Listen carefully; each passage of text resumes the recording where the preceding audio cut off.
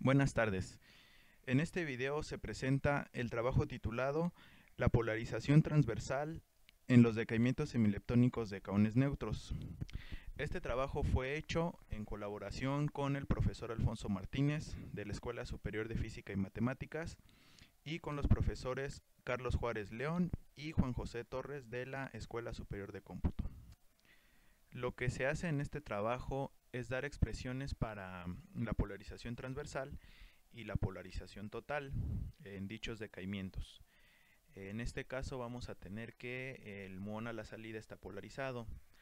También vamos a dar un análisis numérico a orden cero de este proceso y vamos a introducir correcciones radiativas. Sabemos que la simetría CPT es una ley de conservación absoluta, pero existen procesos como los de interacciones débiles que violan CP, con lo cual también habría una violación en la simetría de inversión temporal T. Bueno, pues la evidencia de esta violación la podemos buscar en la componente transversal del vector de polarización, más concretamente en ciertos términos que involucran a la parte imaginaria de chi, que en este caso va a ser el cociente de los factores de forma. Por otro lado, el hecho de introducir correcciones radiativas produce alteraciones en las componentes del vector de polarización, y esto es también parte de lo que vamos a contemplar en este trabajo. El decaimiento que estamos tratando es el siguiente, que es el que se presenta en la ecuación 1. Va a ser un kaon neutro que decae a un pión cargado, a un muón que también está cargado y a su respectivo neutrino. Con estos elementos podemos construir la amplitud de transición del proceso, la cual la damos aquí en la expresión 2, y podemos observar que involucra a los espinores de las partículas del proceso. También depende del vértice de interacción del par leptónico, que se denota con la letra L, y aquí tiene metido a O alfa, que es gamma alfa por 1 más gamma 5. También depende del vértice de interacción que considera la estructura de las partículas, que en este caso es W alfa, y aquí también tiene metido uno de los factores de forma, y en chi es el cociente de los factores de forma. Q alfa es la transferencia de cuadrimomento. Por otro lado, como necesitamos el spin del muón saliente, para involucrarlo, vamos a cambiar el espinor por el producto del proyector de spin con este espinor. Este proyector lo presentamos aquí en la expresión 4.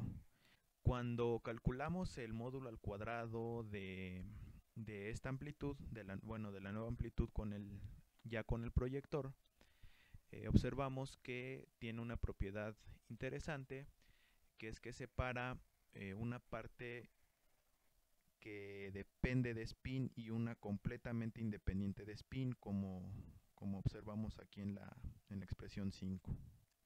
Esta propiedad de separación también se va a heredar en la razón diferencial de decaimiento. En la expresión 7 introducimos la definición del vector de polarización para el estudio a orden cero. Va a ser igual al vector A0S sobre la cantidad A0, cuyas expresiones están en las ecuaciones 8 y 9. La base sobre la que está definida este vector de polarización la presentamos en la expresión 10. Ahora en la expresión 11 escribimos la gráfica de Dalitz, que va a ser proporcional a la razón diferencial de decaimiento después de hacer ciertas integraciones. Como mencionamos anteriormente, también tiene la propiedad de que se puede separar en una parte dependiente de spin y otra independiente de spin. La gráfica de Dalitz también la vamos a poder escribir en términos del vector de polarización, como se muestra en la ecuación 14. Después en 15 damos solamente la componente transversal del vector de polarización para analizarlo. Desde este punto de vista podemos considerar a la gráfica de Dalitz como una distribución bidimensional entre las energías del muón y del pión. Posteriormente se hace una evaluación numérica para las diferentes componentes del vector de polarización. En particular, aquí en la tabla número 3 mostramos los valores para la polarización transversal del muón. Con esto terminamos el estudio de este proceso a orden cero. Ahora vamos a introducir las correcciones radiativas virtuales que surgen cuando se emite un fotón virtual por las partículas cargadas o por el vértice de interacción.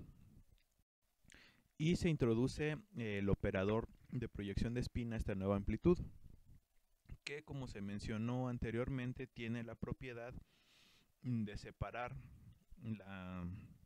en una parte que depende de spin y en otra independiente de spin. En particular, en la expresión 21 mostramos el módulo al cuadrado de la parte que depende de spin.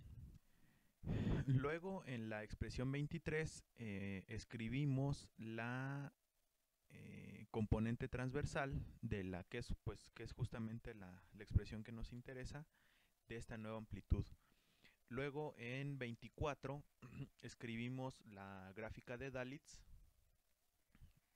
para la componente transversal y en 25 la gráfica de Dalitz total para correcciones radiativas virtuales.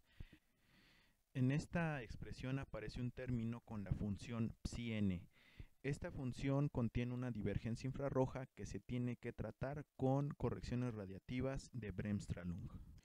Las correcciones radiativas de Bremsstrahlung se introducen cuando se considera que se emite un fotón real, ya sea por parte de las partículas cargadas o por el vértice.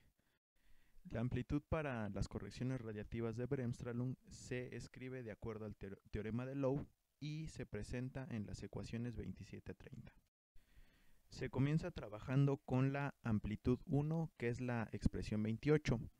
De igual manera se introduce el operador de proyección de spin y en la ecuación 33 se da la componente transversal para las correcciones radiativas de Bremsstrahlung. En la expresión 35 se tiene la separación de la parte divergente y convergente. La integral I0n, que se muestra en 35, cancela exactamente a la divergencia que se había planteado en las correcciones virtuales. Hasta este momento, las expresiones analíticas que se han obtenido están libres de divergencias infrarrojas y pueden ser evaluadas numéricamente. Las contribuciones restantes a 29 y 30 se contemplarán en un trabajo próximo para tener un panorama más completo de las correcciones radiativas. Bueno, con esto se termina el trabajo. Observamos que en la evaluación numérica de las componentes del vector de polarización, en particular en la componente transversal, aparecen cantidades pequeñas. Por eso se introducen las correcciones radiativas. Lo que restaría para completar el análisis sería obtener las expresiones analíticas de las otras contribuciones de las correcciones radiativas de Bremsstrahlung y hacer la evaluación numérica ya considerando todo, es decir, orden cero, correcciones radiativas virtuales y las correcciones radiativas de Bremsstrahlung.